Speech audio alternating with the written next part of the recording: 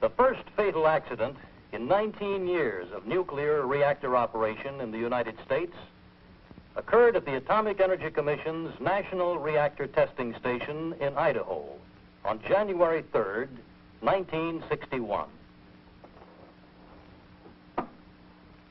This film, depicting the operations that followed the accident, is a combination of actual and reenacted scenes. It is presented for the purpose of studying and improving the methods and techniques of handling nuclear emergencies.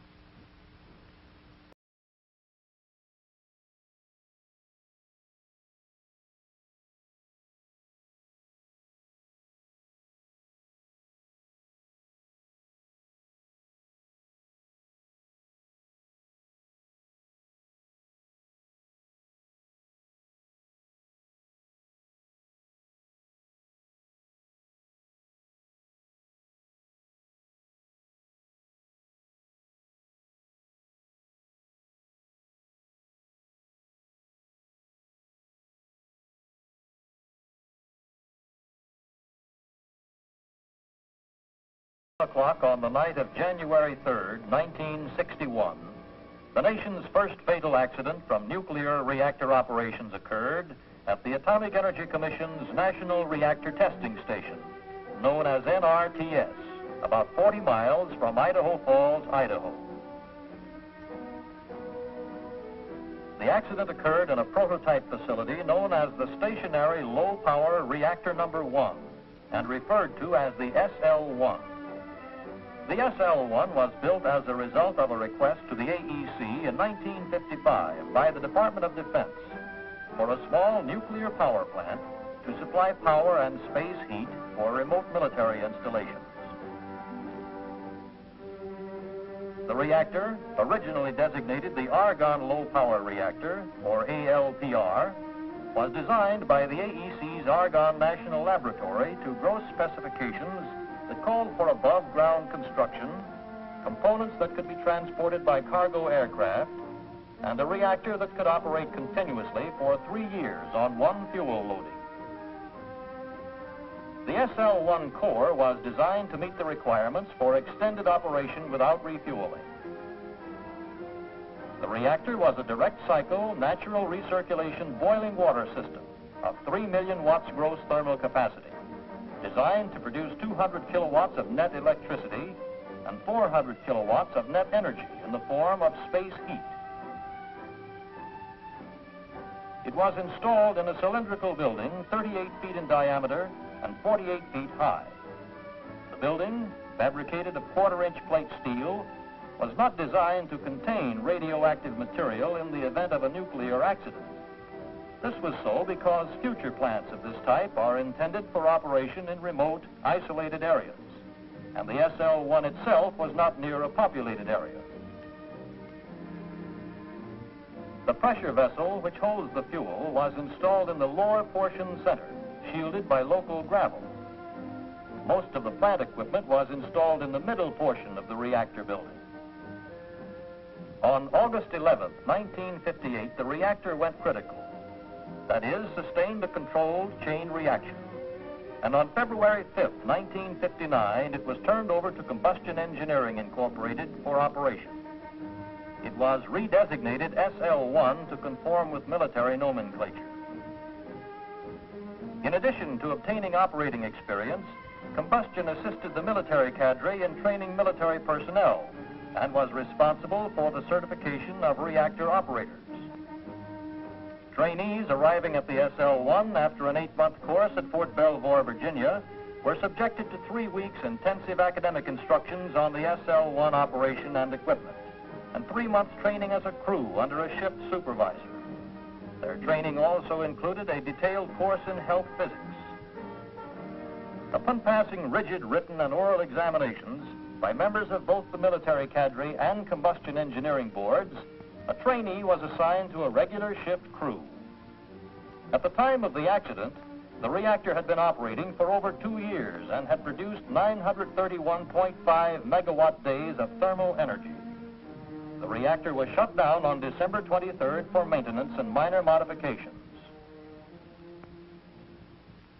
At 4 p.m. on January 3rd, 1961, the day shift was relieved by a three-man crew consisting of a shift supervisor, an operator, and a trainee due to be certified as an operator the following month. Their instructions were to prepare the reactor for eventual startup the next morning, including making the final connections between the control rods and control rod drive motors.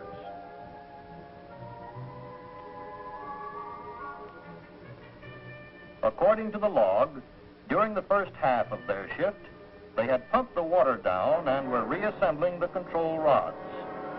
Then, at 1 minute after 9, an automatic alarm sounded in Fire Station Number 1, Fire Station Number 2, and the communication center of the AEC's Idaho Operations Office. One long and two short strokes indicated the trouble was at SL1.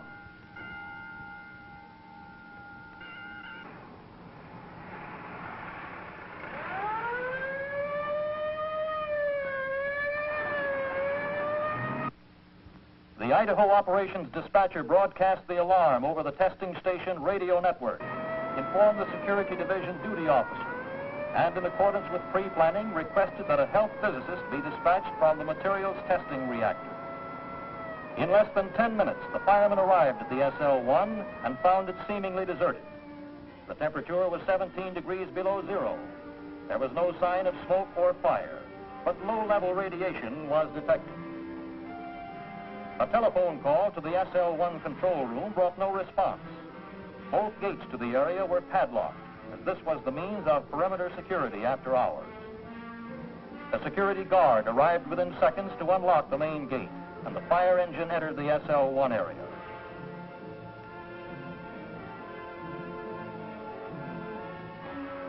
The guard unlocked the front door to the administration building, and the firemen entered. It was the quickest access to the reactor building, about 100 feet away. They had a high-range radiation detection instrument and wore respiratory equipment to prevent inhaling contaminated air. There was still no evidence of personnel, fire, or smoke.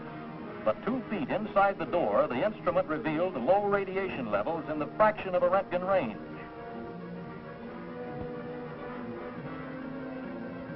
The fire engine was ordered out of the area to Fillmore Boulevard for standby duty. The assistant fire chief reported radiation present at the SL1, and at 9:20 p.m. notified Combustion Engineering, the operating contractor. He received confirmation that 3 SL1 personnel were on duty. Combustion Engineering personnel immediately left Idaho Falls to join emergency operations at the SL1 site. The chief then made another search for the men on duty before the health physicist arrived, again approaching the reactor building by way of the administration and maintenance building. He observed a 25 R/hour reading at the foot of the stairway to the reactor building. There was evidence that 3 men might be in the reactor room.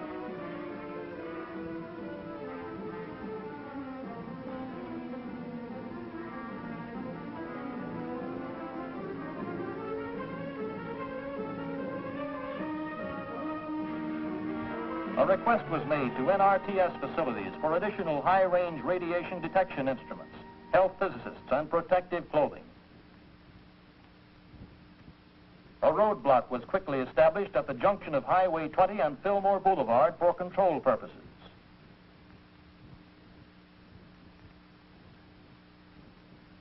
At 9:36, 2 health physicists arrived with additional equipment, and one of them accompanied the assistant fire chief into the reactor building.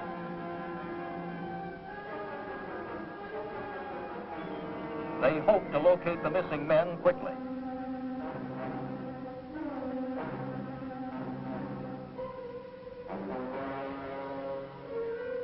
The control room was unoccupied.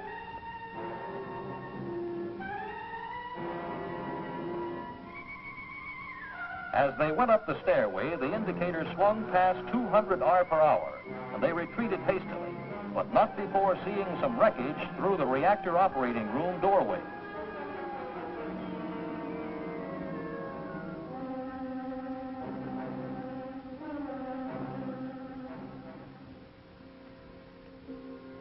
Meanwhile, at the Idaho Operations Office headquarters, 41 miles away in Idaho Falls, a control unit comprising the directors of AEC Health and Safety, Security, Military Reactors, and Public Information Offices was quickly mobilized. The SL-1 accident was declared a Class 1 disaster and immediately broadcast over the NRTS radio network. The Idaho manager assumed responsibility for overall emergency plans and procedures.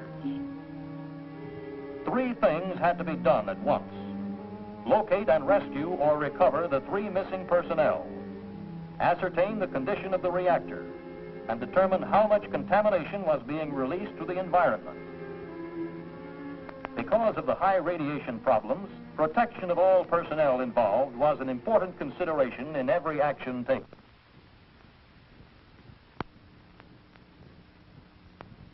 In an effort to locate the duty personnel, 2 SL-1 plant supervisors of combustion engineering, one a health physicist and the other an operations man, elected to enter the reactor room.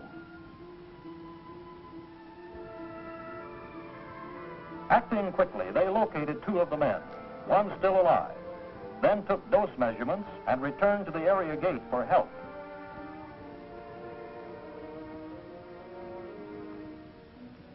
They were joined by 2 more combustion personnel and an AEC health physicist.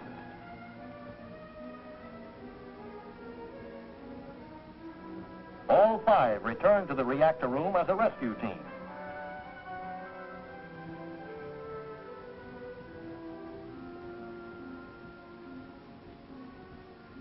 They picked up the man who was alive and put him on a stretcher at the head of the stairs.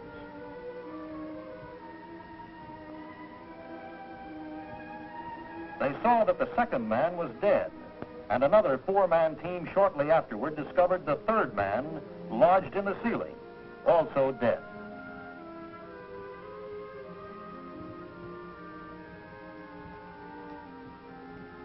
The first victim removed was taken almost immediately to an arriving ambulance which had resuscitation equipment.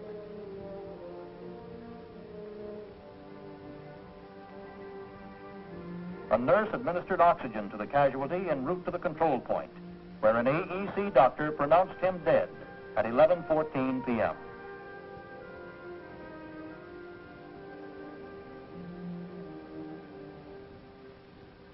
Personnel involved in this rescue operation had received exposures up to 27 roentgens of penetrating radiation. None showed any medical symptoms or required hospitalization. All involved in the rescue operations had to be decontaminated. At the nearby gas-cooled reactor experiment facility and the Central Facilities Dispensary, they vigorously showered and scrubbed in the decontamination rooms. A decontamination problem resulted from the all-out effort to save a life. Since the rescuers couldn't wait for special gloves, their hands required repeated scrubbing.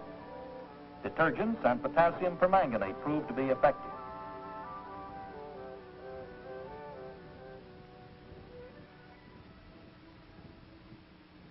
To monitor for airborne radioactivity, a chartered airplane was in the air at daybreak with an aerial survey analyzer.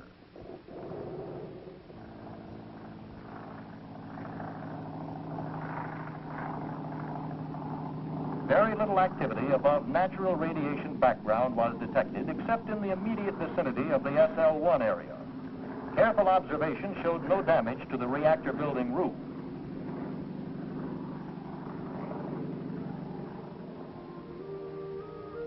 With all 3 crew members accounted for, there was now time for instituting further safety controls.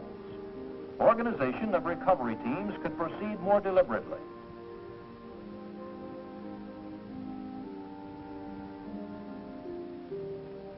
Standard procedures for teams working in contaminated areas called for face masks, film badges for measuring radiation, 2 pairs of anti-contamination clothing, 2 pairs of shoe covers, and 2 pairs of gloves.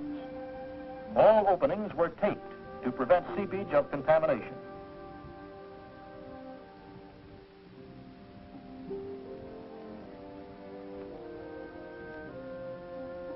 From that time, progressively less contamination and exposure of personnel was experienced.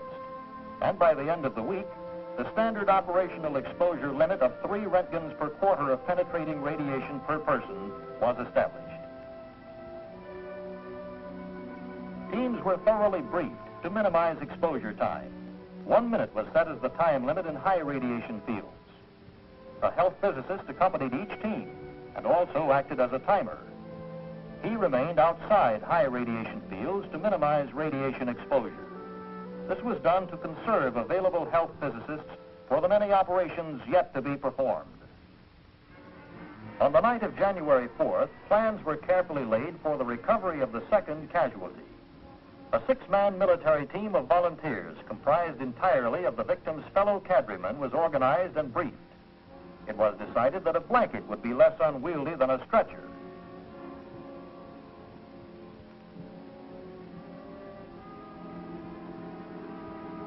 The team worked in 2-man relays. The first pair, accompanied by a health physicist, entered the support facilities building and carried the body from the reactor operating floor to the control room.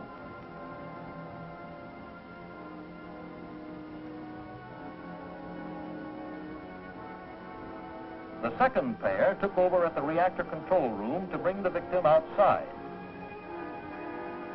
then carried him out of the SL1 area through the perimeter gate.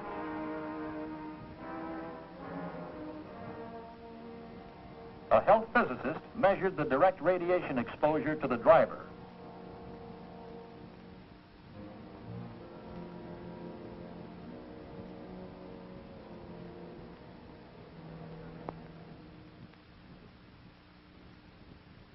The emergency required other important action that same day, January 4th.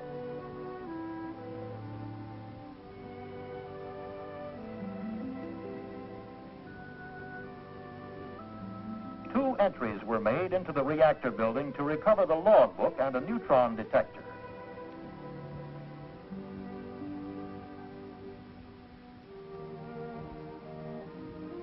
This led to later installation of remote reading instruments and audible alarms as a warning against further trouble with the reactor.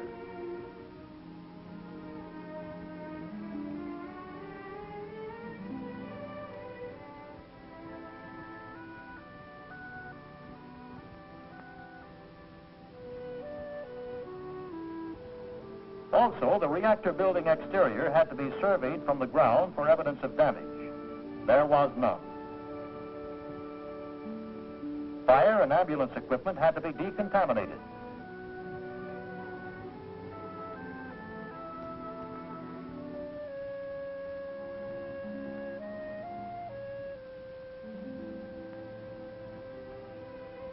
The field command post, which was to serve for several weeks, had to be firmed up with additional trailers and power equipment.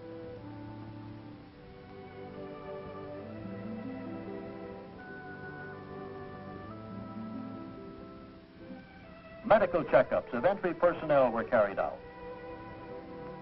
Collection of scientific evidence and data went forward simultaneously with the recovery of bodies.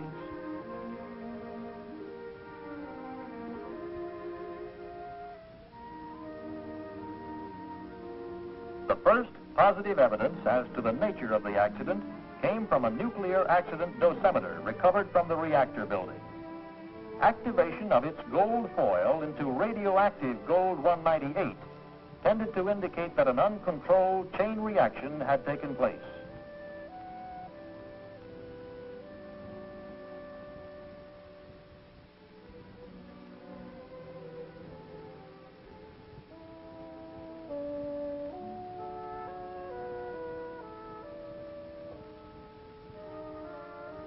This was confirmed a day later, when radiochemical analysis of a watch band buckle and pocket lighter screw disclosed copper 64.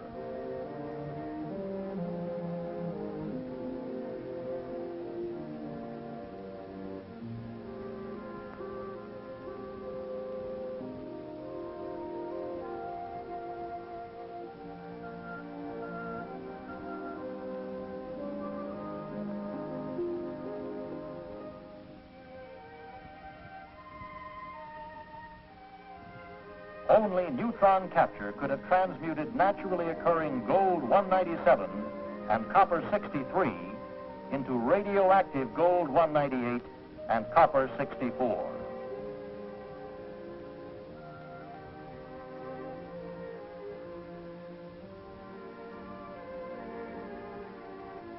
The anticipated spectrum of old fission products was found to be present.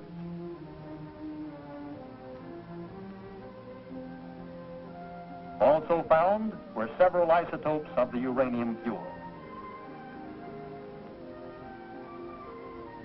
Iodine-131 found in sampling of air, soil, sagebrush, and animals collected near the SL-1 verified minimal release of activity from the reactor building.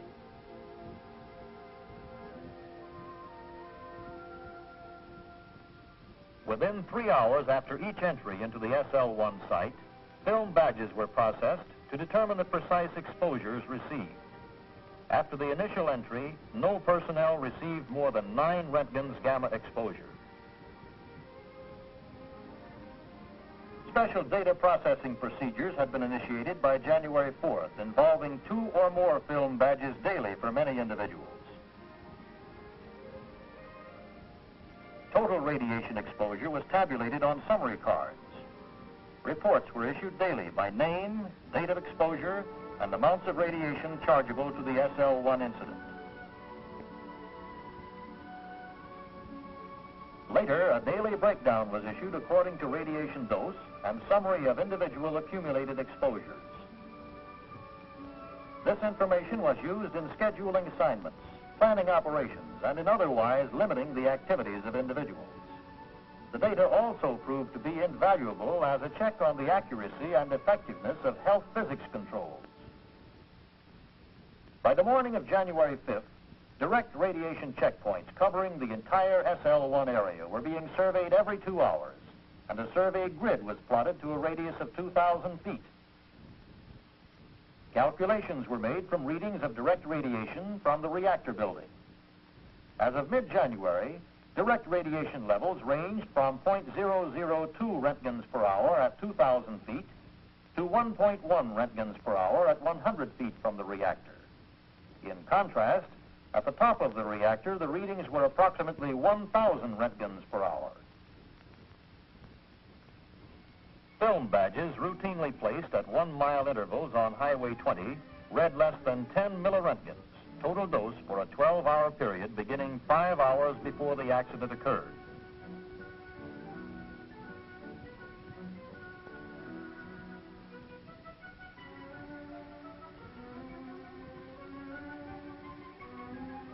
"19 radio-controlled air sampling stations were started less than an hour after the accident happened. Later, a special network of 11 high-volume constant air monitors was established during January and operated through March 6th. None of the surveys showed any radiological hazard to persons or animals beyond the immediate vicinity of the reactor. On the afternoon of January 5th, an official photographer, accompanied by a health physicist, entered the high radiation zones at the outer edges of the reactor operating floor to obtain needed still pictures. This was repeated on January 8th with another photographer. Working in radiation fields of 500 Röntgens per hour, the 2 photographers were limited to 30 seconds of picture taking each. Using these photographs and other information, careful preparations were made for the recovery of the third body.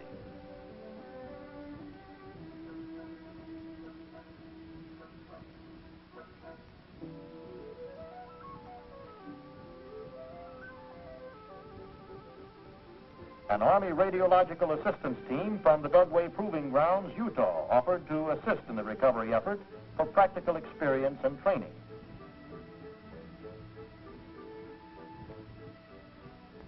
A quick series of briefings prepared them for their role in a carefully coordinated plan to free and remove the third victim. The third body could not be removed by direct methods.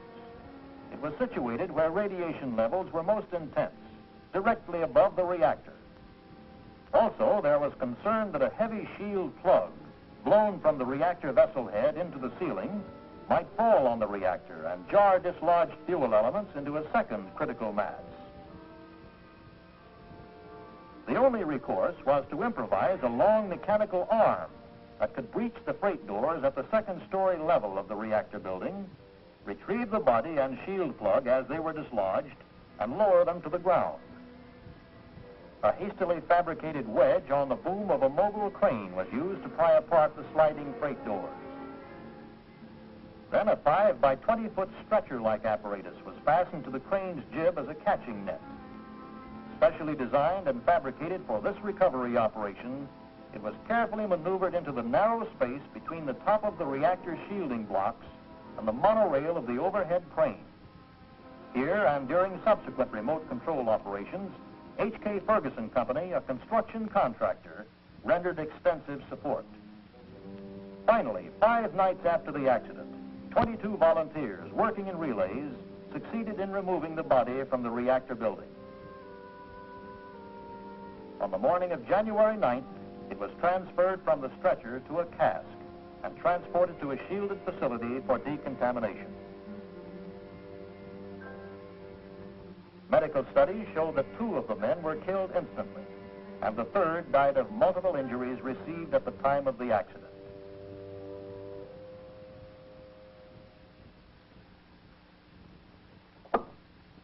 An 8-man medical monitoring team from Los Alamos Scientific Laboratory assisted NRTS physicians in decontamination of the bodies.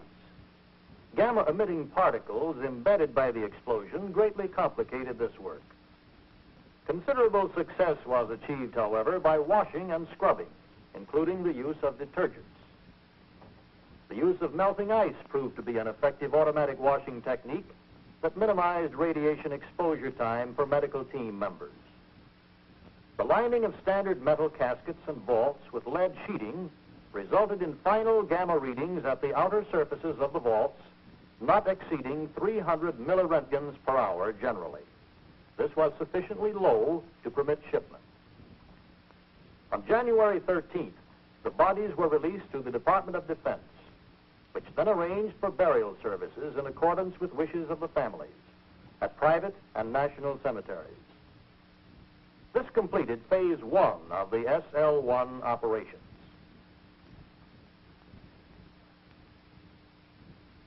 Starting with a mock-up of the reactor building at a nearby fire station training tower, phase 2 of the SL-1 accident operations concentrated on determining if the reactor was in fact nuclearly safe. That is, that it would not undergo another chain reaction. Up to this point, emergency operations had been carried out by the AEC. On January 13th, the responsibility for determining the condition of the reactor was turned over to the operating contractor. Proposals from Combustion Engineering were approved by IDO for remote control viewing of the reactor top head and the interior of the reactor vessel, using both motion picture and television cameras on the end of a cherry picker crane. These remote-controlled operations made it possible to avoid further personnel entries for the next 5 months, or until June 2nd. The mock-up operations also made it possible to perfect techniques for placement and operation of cameras and probes.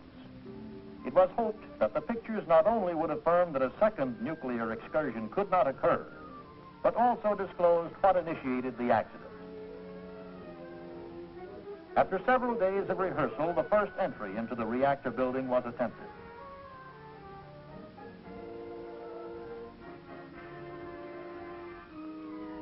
Equipment attached to the boom of the crane was maneuvered inside the reactor operating room through the freight doors by personnel operating the crane from a lead-shielded cab. The crane operator was guided by observers who could see directly into the reactor operating floor from a 30-foot tower 200 feet away. With field glasses, every move could be closely spotted for the man on the ground. Thanks to this arrangement and the extensive mock-up training, the equipment was successfully positioned. First films taken of the reactor head area showed that 6 nozzles were open to the atmosphere. Only one appeared to be completely free of obstructions.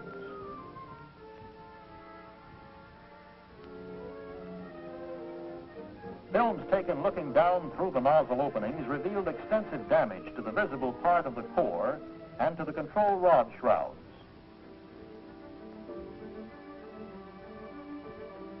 control rod extensions still protruding up through the nozzles indicated that most of the control rod blades were still in the core region.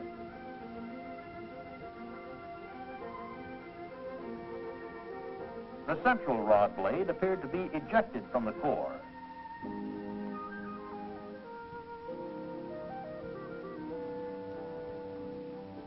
Closed-circuit television cameras, specially fabricated for radiation resistance, also permitted remote-controlled observations. These were recorded on motion picture film in a canvas-enclosed truck. These lacked definition but had greater flexibility. The operator could be instructed to hold on certain scenes or move more quickly to something else. The core appeared to be expanded radially, and at least one major hole appeared to be discernible.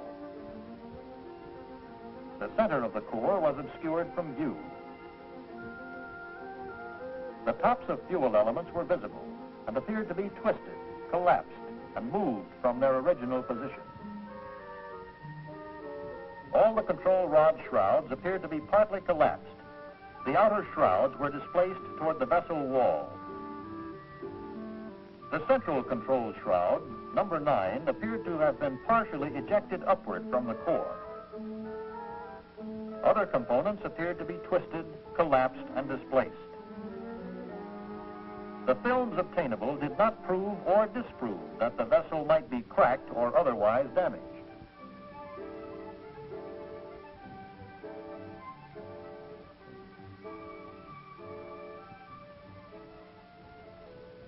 Other photo entries were made with a shielded, remotely controlled miniature camera.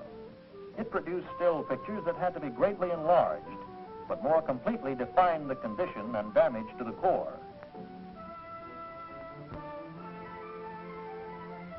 Contrary to earlier interpretations, the films did not verify that there was water in the vessel. Subsequently, chemical probes containing potassium permanganate crystals confirmed assumptions that the vessel was dry at the time of the measurement. Official conclusions eventually confirmed earlier indications that the reactor was nuclearly safe as long as nothing was done to change its unmoderated condition. The air temperature above the reactor head was 47 degrees Fahrenheit. Inside the vessel, about 7 inches above the core, it was 90 degrees Fahrenheit. And at contact, presumably with debris on top of the core, it was 98 degrees Fahrenheit. First estimates of the radiation field in the reactor room were calculated to be approximately 1,000 R per hour. By late April, the radiation levels had decreased to the 200 R per hour range.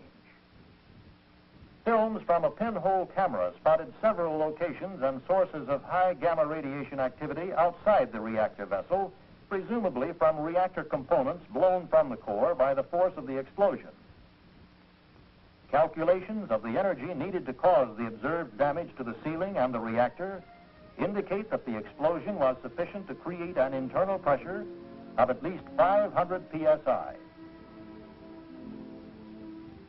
From the presence of short-lived yttrium-91M, one of the daughters of strontium-91 found in clothing samples, the total fissions were estimated to be 1.5 times 10 to the 18th, or 1.5 billion fissions. These early calculations showed that the total energy released in the accident was at least 50 megawatt seconds.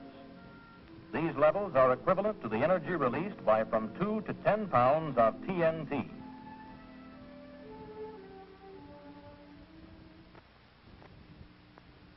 Beginning shortly after the accident, the SL-1 access road was regularly scanned for contamination tracked out by vehicles leaving the reactor area. Radiological crews cleaned up the hotspots. Wherever possible, vacuum cleaners were used to remove radioactive and other particulate material to the burial ground. In some instances, the activity was leached into the permeable soil with water hoses.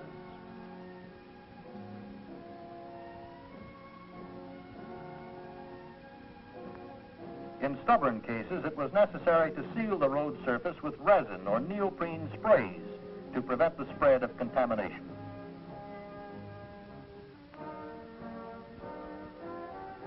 Some valuable lessons were learned early from the SL-1 experience.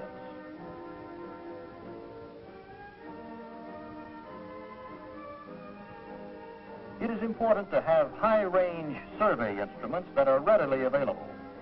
These should range to 5,000 R per hour or greater.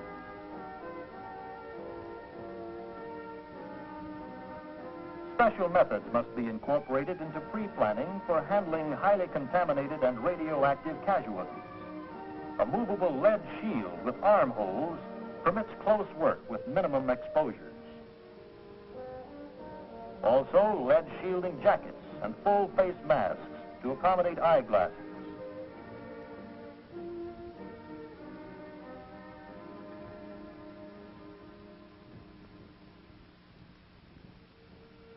Planning for around-the-clock field operations also pays off. It must be assumed that hundreds of personnel capable of performing a variety of tasks may be needed. For example, photographers were an important requirement. It may be necessary to rely on extensive support from operating and construction contractors, from other AEC installations, and from military organizations. An urgent need for the conservation of health physicists may arise. In the SL-1 operations, more than 80 health physicists were used to advantage during the first week. These were supported by more than 130 other personnel during that time.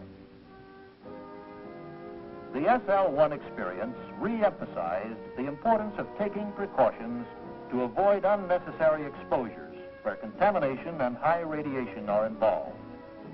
Although several hundred individuals participated, only 14 of the 100 persons active in the first 24 hours received radiation exposures of 5 or more Roentgens of gamma, and none more than 27 R. Subsequent medical checkups did not disclose any medical symptoms, and no one was hospitalized.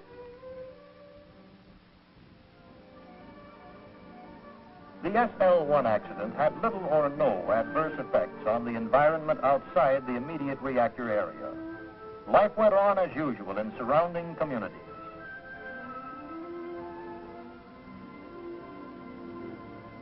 Repeated surveys and samplings of air, water, soil, vegetation, animals, and milk have revealed very little contamination above background levels.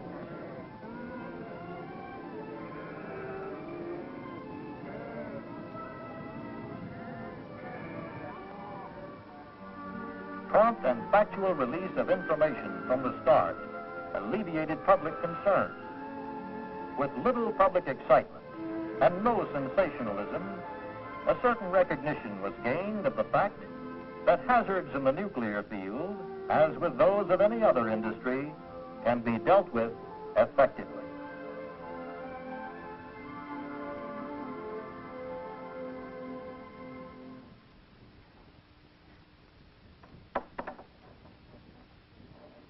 Regrettable though the SL-1 accident was, out of it has come important information, both to reactor technology and to administrative procedures governing reactor development. Since the SL-1 was not operating at the time of the accident, the Commission's safety program for shutdown maintenance has benefited from the resulting reevaluation.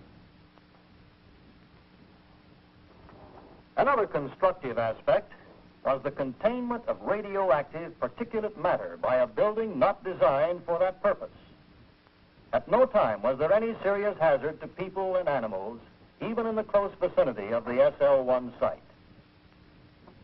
This film on phases 1 and 2 of the SL-1 recovery operations was completed as phase 3 sought to determine what destroyed the reactor. Under contract with General Electric Company's Idaho staff, the work of decontamination and taking the reactor apart piece by piece went forward. It was a tediously slow process, extending into the following year. Various potential mechanisms that could have caused the excursion had to be explored. No unknown phenomenon was expected, however. This first fatal accident in 19 years of successful reactor operations activity has been thoroughly investigated from the start by several committees composed of nuclear experts and other scientists. The The investigation will not be complete until continuing studies bring a fuller understanding of what was involved and what can be learned for the advancement of reactor safety technology.